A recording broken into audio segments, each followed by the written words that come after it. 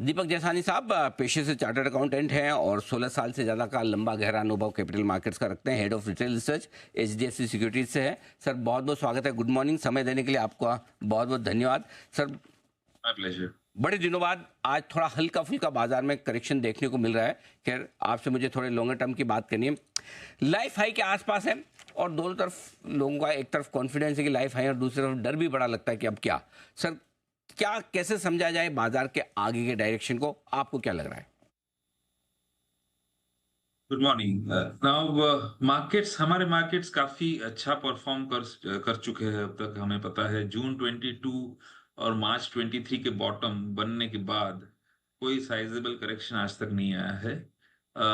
Fund flows काफी strong है, local और फॉरेन।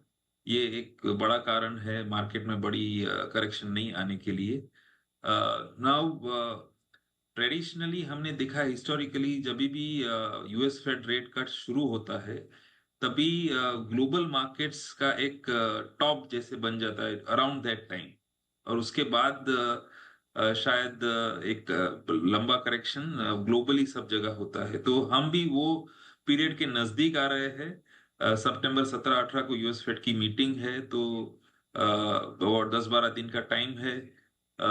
उसके बाद अगर हिस्ट्री रिपीट होती है कि नहीं, ये हमें देखना होगा कि उसके आसपास हम टॉप बनाने के बाद कोई करेक्शन मोड में आते हैं कि नहीं। But on a probability basis I think correction का टाइम ओवर ड्यू है। कौन से ट्रिगर से आएगा, कब आएगा, थोड़ा सा मुश्किल है बोलने के लिए। ये जो मैंने एक पॉइंट बताया वो शायद ट्रिगर हो सकता है करेक्शन शुरू होने के लिए। ठीक बात है।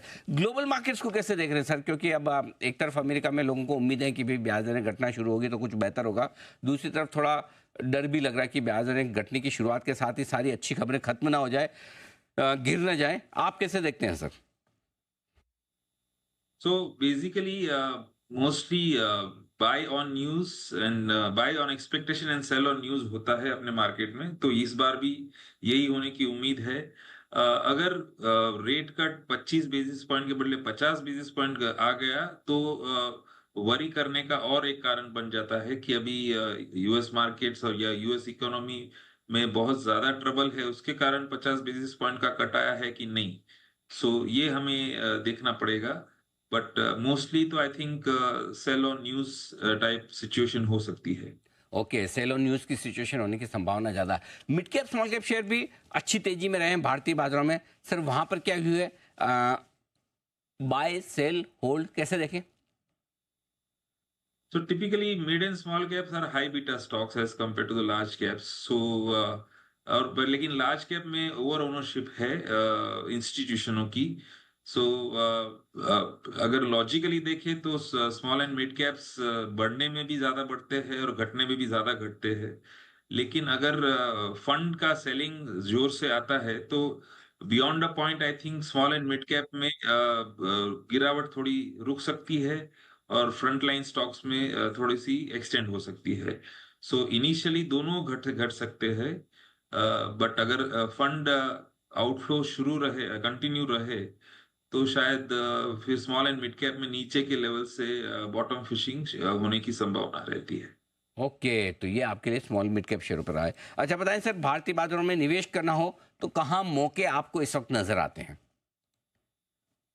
तो आई थिंक बाजार अगर गिरना है तो सभी कुछ गिरेगा, ऐसा कुछ नहीं है कि there will be some safe pockets. But I think SIP in mutual fund is the best option for everyone initially for new investors.